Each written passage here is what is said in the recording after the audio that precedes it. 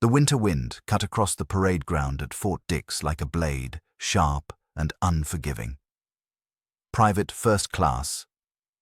Thomas Tommy Hale pulled his collar tighter, breath fogging the grey morning air as he stood in formation with 1,000 other young men who still smelled faintly of home, soap, tobacco, engine grease, and fear. Somewhere beyond the barracks, a train whistle wailed, long and mournful, like the country itself exhaling before a plunge it couldn't stop. Tommy was 22, born and raised in western Pennsylvania coal country. His hands were strong, scarred from work underground, but they trembled now as he gripped his M1 rifle. He told himself it was the cold. It was easier than admitting the truth. Across the Atlantic, Adolf Hitler was stretching his reach across a continent, ordering armies into places no sane man would gamble. Frozen plains, endless deserts, cities reduced to bones and smoke. The newspapers called it confidence. The officers called it overreach. The men like Tommy didn't call it anything at all. They just felt it, like pressure building behind the eyes, like history leaning forward and pointing at them. "Listen up!" Captain Reynolds barked, his voice snapping the line straight. He was a lean man with steel-grey hair and eyes that had already seen too much. "You're being shipped out. Destination classified. Training's over. This is the real thing now." A murmur rippled through the ranks. Some men smiled. Some swallowed hard. Tommy thought of home, of his mother standing at the kitchen sink, radio humming softly with Glenn Miller, pretending not to cry when the letter came. He thought of his kid sister, Ruthie, who'd pressed a St. Christopher medal into his palm and told him it would bring him back. He still wore it, cold, against his chest. That night, in the dim light of the barracks, the men packed in silence, broken only by the rustle of canvas and the clink of metal. Corporal Eddie Morales sat on the bunk across from Tommy, rolling a cigarette with practiced fingers. "You ever been farther than Ohio?" Eddie asked. Tommy shook his head. "Nope." Eddie smirked. "Hell of a way to see the world." They both laughed, but it didn't stick. Laughter slid off the walls and vanished. By spring, Tommy was crossing the Atlantic in a troop transport that groaned with every wave. The ocean was black and endless, and the men slept in shifts, packed tight like cargo. At night, U-boats haunted their dreams. Somewhere out there, German steel waited beneath the waves, silent and patient. The war was no longer an idea. It was a vibration in the hull. When they finally landed in North Africa, the heat hit like a hammer. The sun bleached everything white. Tents, trucks, faces. Sand crept into rifles, boots, mouths. The desert stretched on forever, empty and deceptive, the kind of place that swallowed armies whole. This was Hitler's other gamble, pushing his forces across Africa to choke the British and seize the oil fields. For the Americans, it was baptism by fire. Tommy's unit moved up toward the front, inexperienced and nervous. They heard stories about seasoned German armor, about Rommel's tactics, about units shattered in minutes. At night, they lay awake, listening to distant artillery, the sound rolling across the desert like thunder without rain. In a field hospital miles behind the lines, Lieutenant Anna Keller worked until her hands shook. She was from Des Moines, Iowa, a nurse before the war, now an army medic with blood under her nails and exhaustion carved into her face. Every convoy that arrived brought more broken boys, burns, shrapnel, eyes staring at nothing. They keep pushing," she said one night to another nurse, peeling off her gloves, "like they think they can take the whole world just by wanting it enough." Her companion nodded. "Men like that don't know when to stop." Back at the front, orders came fast and confusing. Maps were spread across hoods of jeeps, officers arguing under the sun. Intelligence was thin. Confidence was thinner. "This ain't like training," Eddie muttered as they advanced, sweat streaking his face. This feels wrong. The Germans hit them at Kasserine Pass like a steel fist. Tanks roared out of the hills, guns flashing. The ground shook, men scattered, radios crackled with panic.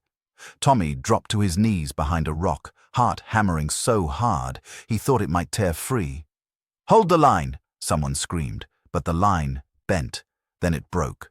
Tommy fired until his rifle clicked empty, hands numb, ears ringing. He saw men fall, men he'd shared coffee with days before, cut down in seconds.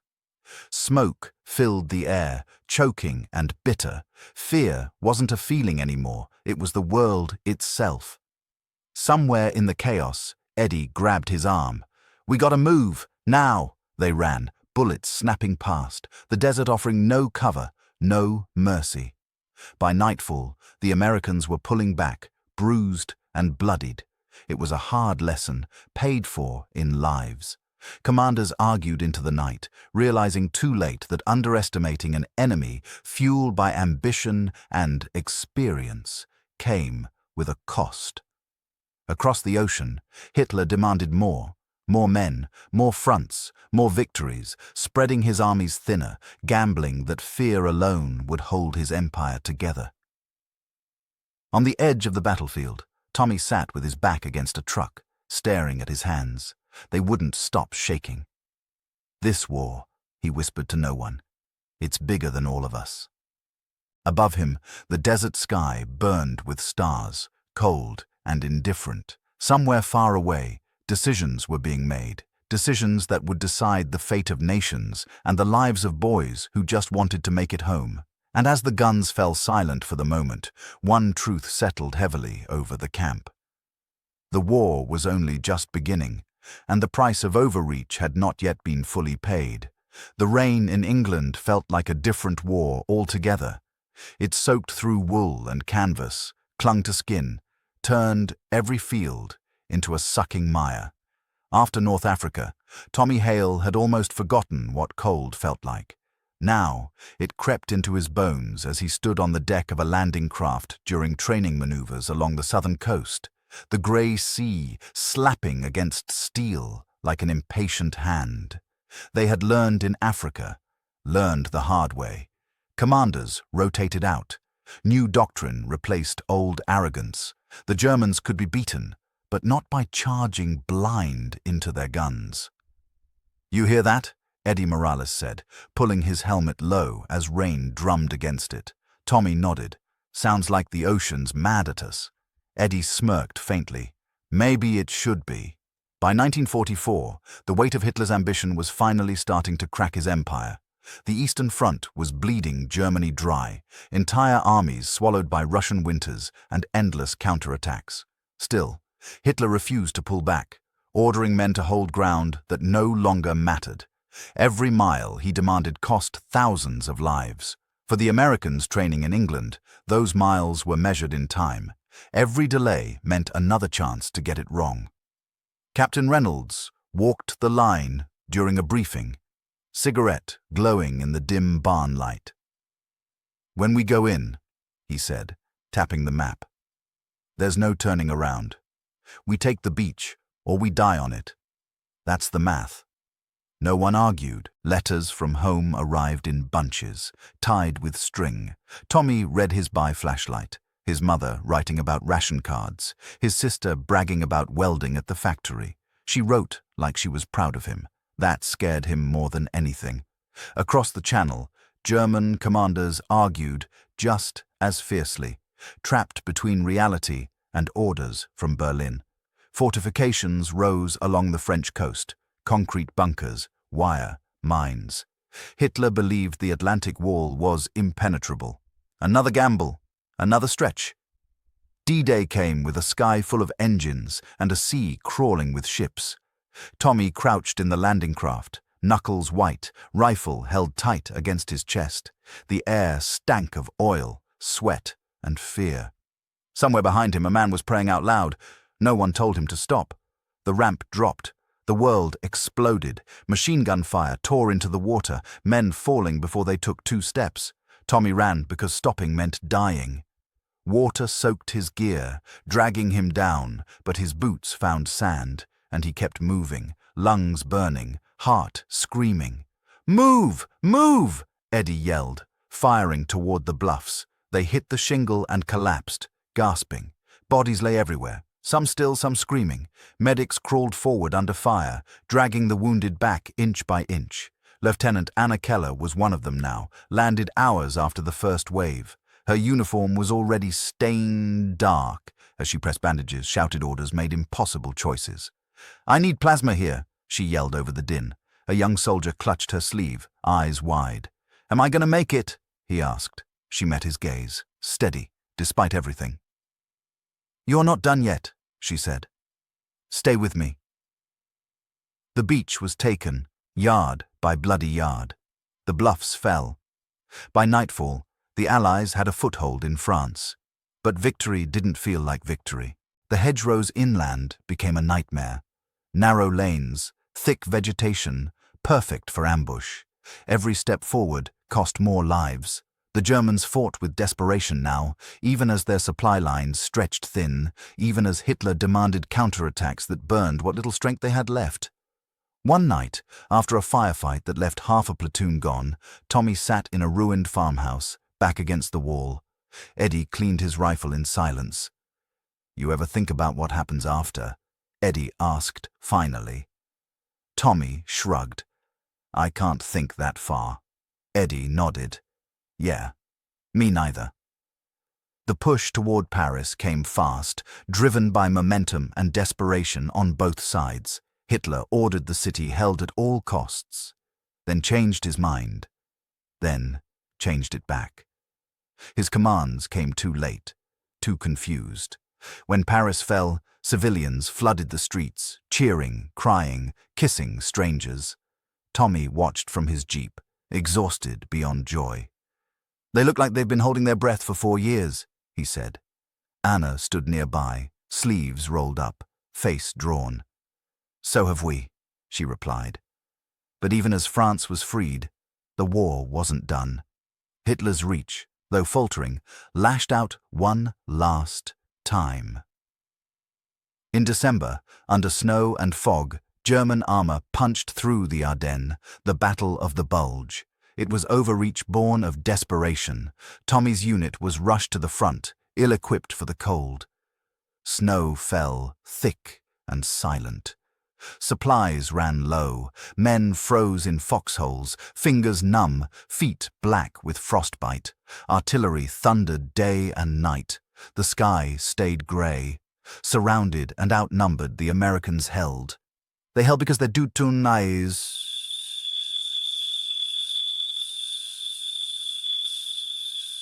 There was nowhere left to run. One night, under a sky lit by flares, Eddie was hit. Tommy dragged him behind a tree, hands slick with blood. "Stay with me," Tommy pleaded, voice breaking. Eddie smiled weakly. Guess this is it, huh?" Anna found them minutes later, sliding into the snow, working fast. "He's losing too much blood," she said, jaw tight. "We need to move him." Shells fell closer. Time ran out. As dawn crept over the frozen forest, the guns didn't stop. But something else did. The German advance stalled. The gamble had failed. And as the smoke lifted over the Ardennes, Tommy realized this war was turning, slowly, painfully, on moments just like this. Moments paid for in blood. By March of 1945, the war no longer felt endless, but it felt heavier.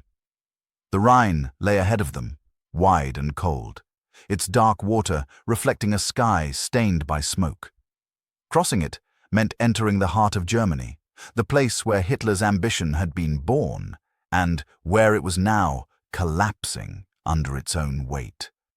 Bridges lay shattered, blown by retreating forces under orders that made no sense anymore. Destroy everything, slow the enemy, no matter the cost to their own people. Tommy Hale stood on the riverbank, boots sinking into mud churned by tanks and trucks. His uniform hung loose on him now. Everyone's did. The war had eaten weight, sleep, youth. Captain Reynolds gathered them close. His voice was calm, but his eyes were tired. "This is it," he said. "They're pulling back, but that don't mean they won't fight. Desperate men are dangerous men. Stay sharp. Stay together." Tommy glanced at the empty space beside him, where Eddie Morales should have been. He still expected to hear Eddie's voice crack a joke, complain about the cold, ask dumb questions at the worst time. Grief had settled in him like a second spine, always there, always stiff. The crossing began under artillery cover. Smoke billowed across the river as engineers worked feverishly, bullets snapping through the haze. Tommy crossed on a pontoon bridge that rocked with every step, heart pounding as if the river itself might rise up and swallow them. On the far bank, Germany burned. Villages lay in ruins, stone walls blown outward, churches gutted, fields cratered. Civilians moved like ghosts, eyes hollow, carrying what little they had left. Some stared with hatred, some with relief, most with nothing at all. "This is what Overreach looks like," Anna Keller said quietly, as she treated a wounded child in the shadow of a bombed-out house. "It eats everyone." The German army was fracturing now, units without orders, teenagers and old men thrown into uniform, Volkssturm barricades built from rubble and fear. Hitler still issued commands from his bunker, demanding counterattacks, insisting on victories that existed only in his mind, and men kept dying for them. In the Ruhr pocket, resistance stiffened. The fighting turned brutal and close, house to house, room to room. Every doorway was a gamble. Every stairwell could be the last. Tommy kicked in a door and fired on instinct, smoke filling the narrow hall. When it cleared, he saw a German soldier slumped against the wall, no older than Ruthie back home. The kid's rifle lay untouched. Tommy lowered his weapon, chest tight. "Jesus," he whispered. Later that night, he sat alone, hands shaking harder than they ever had in Africa. Anna found him outside the aid station, staring at nothing. "You did what you had to," she said softly. "I know," he replied. "I just don't know how you live with it." She didn't answer right away. "You don't," she said, finally. "You carry it." The climax came not with one battle, but with a realization that rippled through the lines like electricity. The Germans were done, not beaten into silence, but broken. When word came that American and Soviet forces were closing in on Berlin, the fighting grew erratic. Some German units surrendered en masse. Others fought to the last bullet under orders that had long since lost meaning. Then came the camp. They found it by accident, barbed wire rising out of the trees, a smell that stopped men in their tracks. The gates stood open, guards gone. Inside were bodies, living and dead, stacked by cruelty and neglect. Tommy stepped inside and felt something inside him, fracture clean through. Men stared at them with eyes too big for their faces, skin hung from bone. Hands reached out, trembling.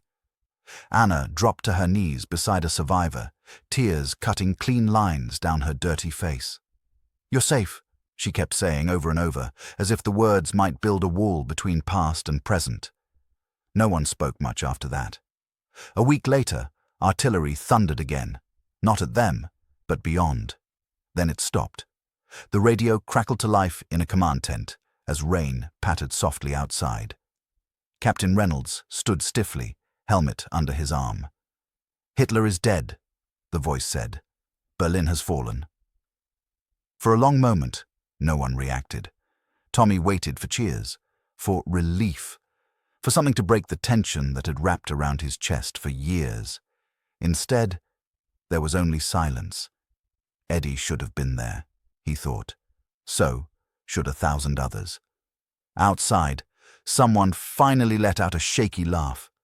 Someone else sat down hard in the mud. Anna closed her eyes and pressed her fingers to her lips. "It's over," she whispered, not as a celebration, as a statement of fact. But the guns didn't stop everywhere.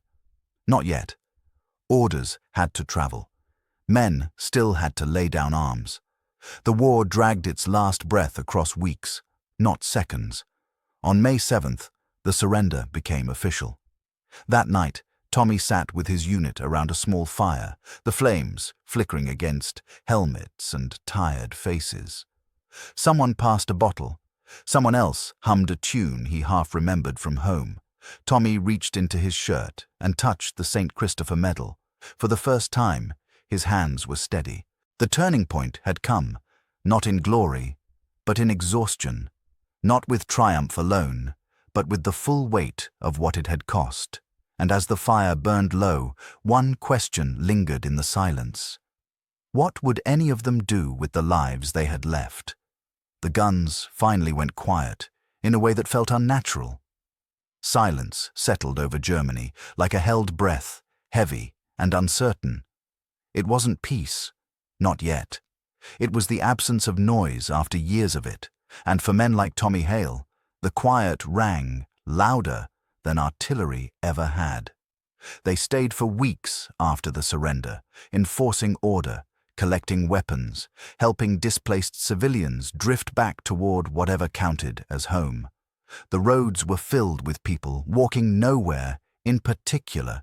Refugees, freed prisoners, families stitched together by survival alone. Cities lay flattened, their bones exposed to the sky. Tommy moved through it all like a ghost. Victory had come, but it didn't feel like an ending. It felt like waking up after a long fever and realizing the room had changed. One morning, he stood guard outside a requisitioned schoolhouse now serving as a temporary hospital. Inside, Lieutenant Anna Keller was finishing her last rounds. She stepped out into the pale sunlight, stretching her shoulders like she was carrying invisible weight. "You heading home soon?" Tommy asked. She nodded slowly. "They say a few weeks. Paperwork. Transfers." "Yeah," he said. "That figures." They stood there a moment, watching children kick a half-flat ball across a courtyard where a flag with a blackened swastika had once hung. "I keep thinking I should feel happier," Tommy said quietly. Anna looked at him, really looked at him. "Happiness isn't a switch," she said. "It comes later, sometimes much later." When orders finally came, the men packed with less ceremony than they had years before. No speeches, no parades, just movement. On the transport ship back across the Atlantic, Tommy leaned against the railing, watching Europe recede into the haze. He thought of Africa's heat, Normandy's blood-soaked sand, the frozen Ardennes, the camp gates swinging open. He thought of Eddie, his grin, his voice, the way he'd said, "Guess, this is it," like he was talking about missing a bus. The ocean was calm this time. When they docked in New York Harbor, the Statue of Liberty rose out of the mist, green and steady. Cheers broke out, raw and unpolished. Men laughed, cried, hugged strangers. Tommy didn't move at first. His chest tightened until he thought he might break in half. "You okay, Hale?" Captain Reynolds asked, standing beside him. Tommy nodded. "Yes, sir. Just, taking it in." Reynolds studied the skyline.